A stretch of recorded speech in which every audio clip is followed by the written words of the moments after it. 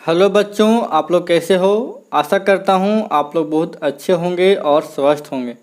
तो मैं आज आपके सामने प्रस्तुत करूँगा क्लास 10th का एक्सरसाइज 1.2 और इसमें हम एक्सरसाइज 1.2 के सारे क्वेश्चन को एक ही वीडियो में वन शॉट में समाप्त करेंगे। उम्मीद करता हूँ कि आप लोग अच्छा रिस्पॉन्स देंगे और अच्छा से पढ़ाई करेंगे।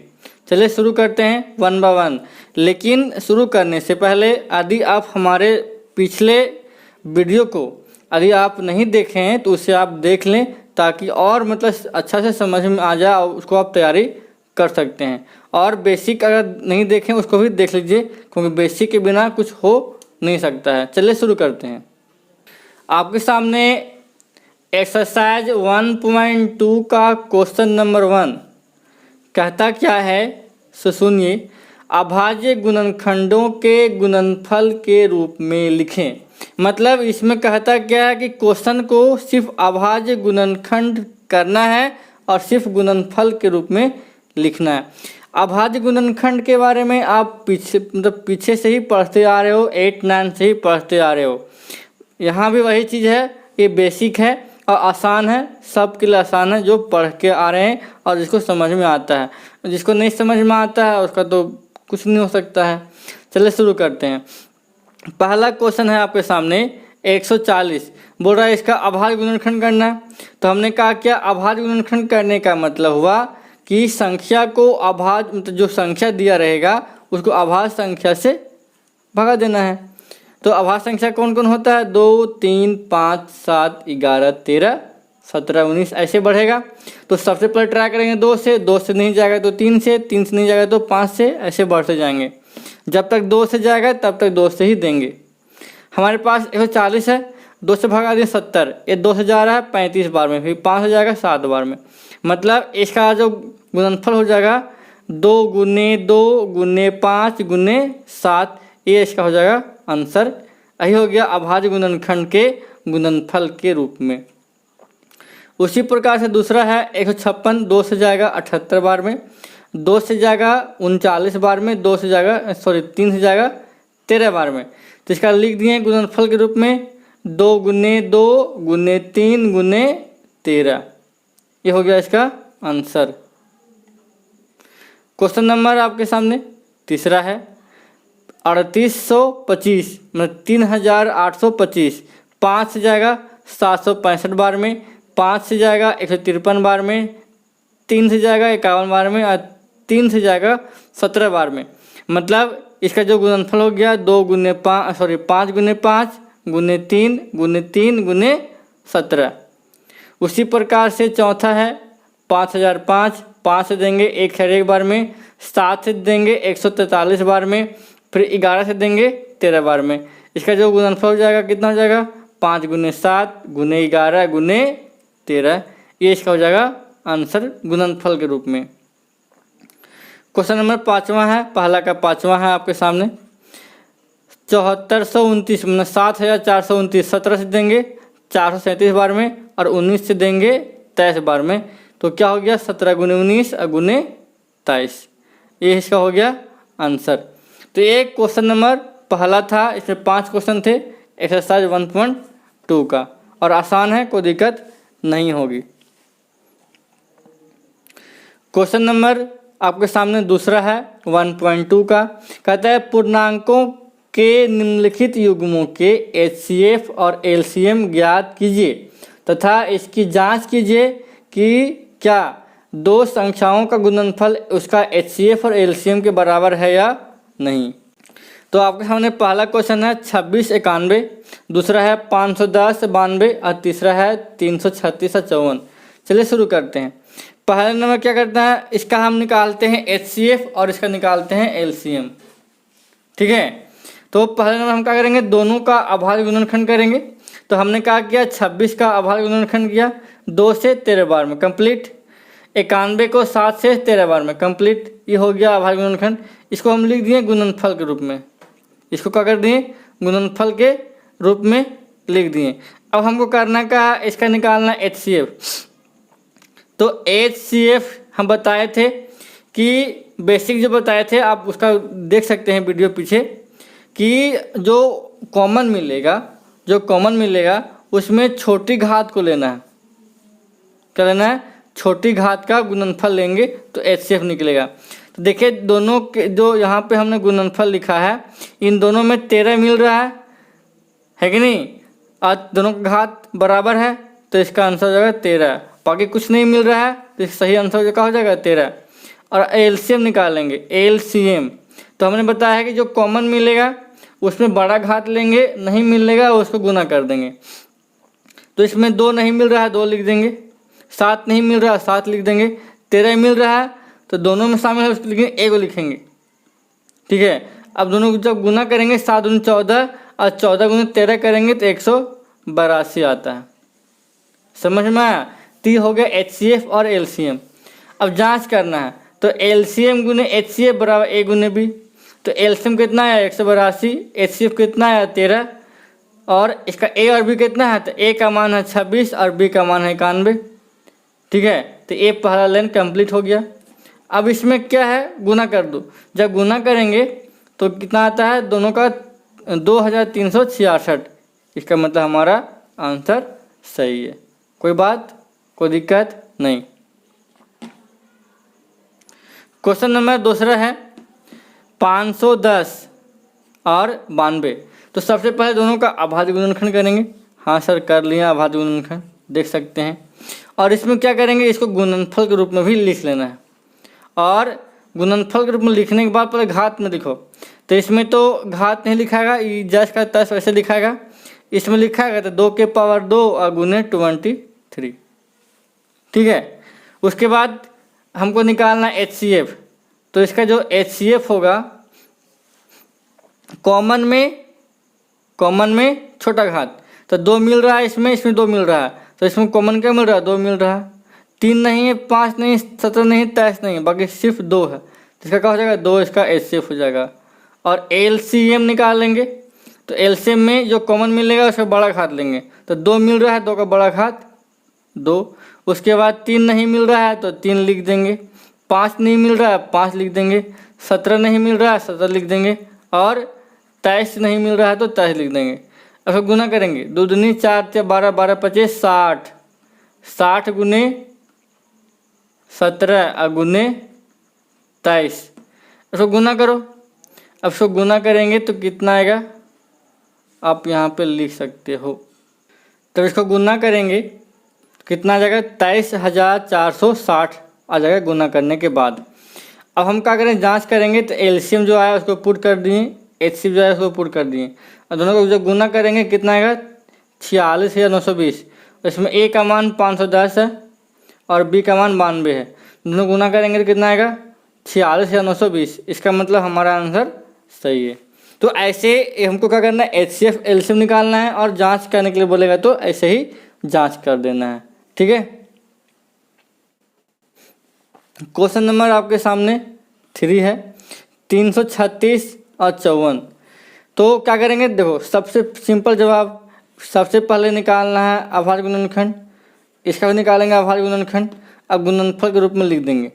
अब गुणनफल के रूप में लिखने के बाद क्या करेंगे? घात के रूप में लिखेंगे। तो घात कितना? 1 2 3 4, मतलब 2 के पावर 4 गुने 3 गुने 7। इसको भी लिख देंगे 2 गुने 3 के पावर 3। अब हमने क्या बोला? HCF निकालना है। क्या करना है? जब HCF निकालना है तो HCF में कॉमन लेंगे, कॉमन में छोटा घात। तो 2 मिल रहा है, हाँ सर 2 मिल रहा है। तो 2 में छोटा घात कितना है? 2 गुने 3 मिल रहा है, हाँ 3 मिल रहा है। 3 के छोटा घात कितना है? 3, मतलब कितना हो जाएगा? 6। और LCM निकालने के लिए कॉमन में बड़ा घात, तो 2 मिल रहा है, 2 का बड़ा घात 4 है, और 3 मिल रहा है, 3 का बड़ा घात कितना है? 3 है। उसके बाद 7 है।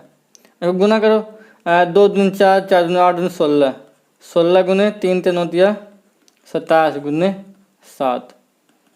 ठीक है, तो गुना करेंगे तो 3024 आ जाएगा। ठीक है, कितना आएगा? 3024 आएगा। अब क्या करें? जांच करना है। तो जांच में LCM जो आएगा लिखेंगे 3024 × 6। जब गुना करेंगे कितना आएगा? 18,120। 44, जो दोनों क्या है, बराबर है। ठीक है, ये हमारा जांच करने का तरीका है। ये हमारा HCF और LCM आ गया। कोई दिक्कत? तो इसमें कोई दिक्कत नहीं हुई होगी। क्वेश्चन नंबर 3 आपके सामने है। अब यहाँ पे वहाँ पे 2 संख्याएं थी, अब यहाँ पे कितना हो जाएगा, 3 संख्याएं दी गई है। बोल रहा है अभाज्य गुणनखंड विधि से HCF और LCM निकालना है। इसको जांच नहीं करना, सिर्फ HCF और LCM निकाल के छोड़ देना है। तो क्या करेंगे, तीन संख्याएं हैं तो तीनों का निकालेंगे अभाज्य गुणनखंड। ठीक है, 3 संख्या है तो तीनों का निकालेंगे अभाज्य गुणनखंड। 12 है, 15, 21 है, तो 12 का अलग निकालेंगे, 15 का अलग निकालेंगे और 21 का अलग निकालेंगे। निकाल दिए अभाज्य गुणनखंड। इसको गुणनफल के रूप में भी लिख देंगे, घात के रूप में भी लिख देंगे। अब देखो तीनों में चेक करो कि तीनों कॉमन क्या मिल रहा है। तो तीनों कॉमन 3 मिल रहा है और कुछ नहीं मिल रहा है। और तीनों में घात देखो तो सबका बराबर है, तो इसका आंसर हो जाएगा 3। और LCM निकालने के लिए जो कॉमन मिले उसको एक बार लिखेंगे, लेकिन जो घात बड़ा होगा उसका लिखेंगे। तो 2 मिला, 2 बार इसको लिख देंगे। तीनों में है लेकिन एक बार लिखेंगे। 5 नहीं है, 5 लिखेंगे। 7 नहीं, 7 लिखेंगे। गुना करेंगे कितना आएगा, 420 आएगा। तो ये इसका हो गया HCF और LCM। ठीक है, क्वेश्चन नंबर आपके सामने दूसरा है 17, 23, 29। तो क्या करेंगे, तीनों अभाज्य संख्याएं हैं तो इसको गुणनखंड करने से फायदा नहीं है, लिख देते हैं, सीधे डायरेक्ट लिख दे रहे हैं। 1 × 17, 1 × 23 और 1 × 29। तो इसका HCF तो 1 हो जाएगा, क्योंकि तीनों को कॉमन 1 मिल रहा है, बाकी कुछ नहीं मिल रहा। और LCM क्या करेंगे, तीनों को गुना करेंगे, कितना आएगा, 11,339। ये हो जाएगा तुम्हारा आंसर। ठीक है, क्वेश्चन नंबर आपके सामने तीसरा है 8, 9, 25। तो 8 का निकालो अभाज्य गुणनखंड, 9 का निकालो, 25 का निकालो, और इसको अभाज्य मतलब गुणनफल के रूप में लिख देना है। और देखो तीनों में क्या मिल रहा है, तीनों में कुछ कॉमन नहीं मिल रहा है। जब कुछ कॉमन ना मिले तो 1 इसका हो जाता है आंसर। तो 1 हो जाएगा इसका आंसर। और LCM में सारा लिख देंगे, टोटल का टोटल का, कॉमन तो कुछ मिल ही नहीं रहा, तो सारा का सारा लिख देंगे। अब गुना करेंगे कितना आएगा, 1800 इसका आंसर हो जाएगा। ठीक है, तो इस प्रकार से हम HCF और LCM निकालेंगे। ठीक है, और इसको समझना बहुत ज़रूरी है, एग्जाम में भी आता है। ठीक है, क्वेश्चन नंबर 4 है। ठीक है, कहता है HCF दिया हुआ है, कितना दिया हुआ है, 9 दिया हुआ है, और LCM निकालना है। ठीक है, HCF दिया हुआ है, LCM निकालना है। तो हम फार्मूला जानते हैं, फार्मूला क्या बताए हैं, A गुने B बराबर LCM गुने HCF, ये होता है फार्मूला।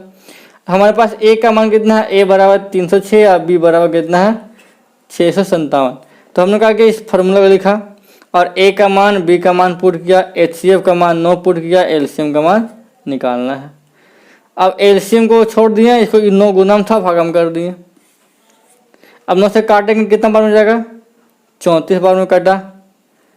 अब कटने बाद गुना कर दिए, कितना आया, 22,338। ये तुम्हारा हो जाएगा आंसर। कोई दिक्कत? क्वेश्चन नंबर 5 आपके सामने है। कहता है जांच कीजिए कि n का ऐसा मान है जिसके लिए 6 की पावर n 0 पर समाप्त होगी, चेक करना। तो हमने जो आंसर लिखा है एकदम बहुत आराम से, बहुत सटीक आंसर है, आप भी लिख सकते हो। पहला स्टेप में कि 6 के पावर n को 0 पर समाप्त होने के लिए इसके अभाज्य गुणनखंड में 2 तथा 5 का होना आवश्यक है। मतलब जब भी 0 पर समाप्त होना होगा तो अभाज्य गुणनखंड में 2 और 5 का होना अति आवश्यक है। दोनों 2 अकेला 5 अकेला नहीं, दोनों यदि होगा तब 0 पर समाप्त होगा।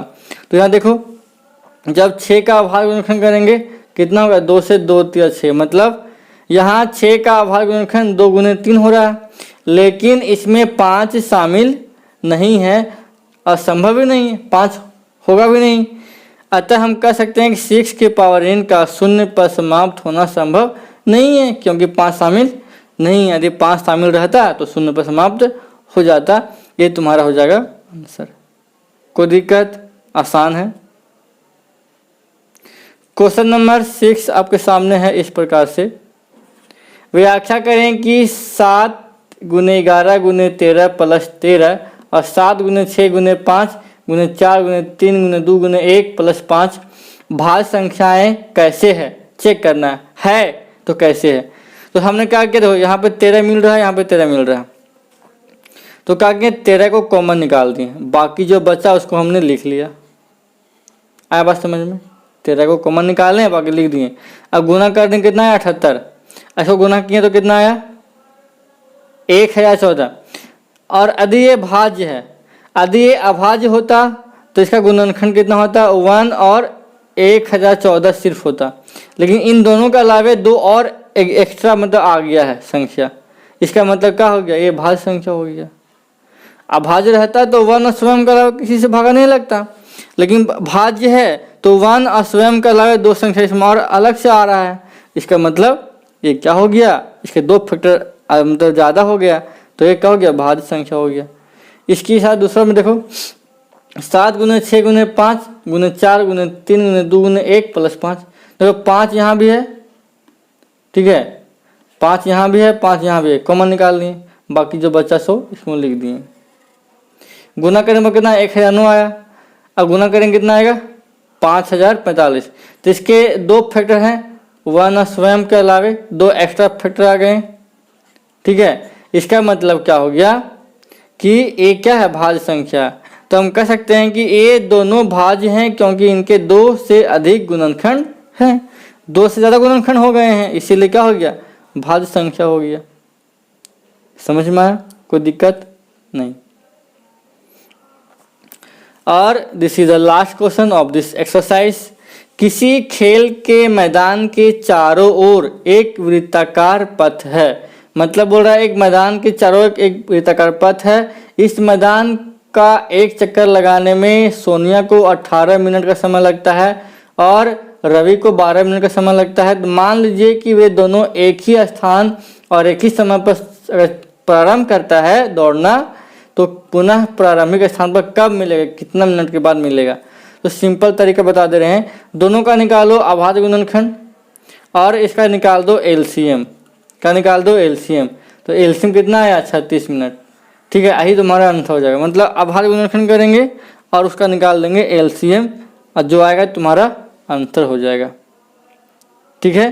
तो आई होप कि एक्सरसाइज 1.2 में आपको कोई दिक्कत नहीं हुई होगी और बहुत ही आसानी से हमने इसको बताने का प्रयास किया है और इसमें कोई दिक्कत नहीं हुआ होगा, ठीक है। यदि अच्छा लगा तो हमारे वीडियो को लाइक और शेयर सब्सक्राइब जरूर कर दें और घंटी को बजा दें ताकि समय पर आपको नोटिफिकेशन मिलते रहे। तो फिर मिलेंगे नए वीडियो में एक नए एनर्जी के साथ, तब तक के लिए धन्यवाद, जय हिंद।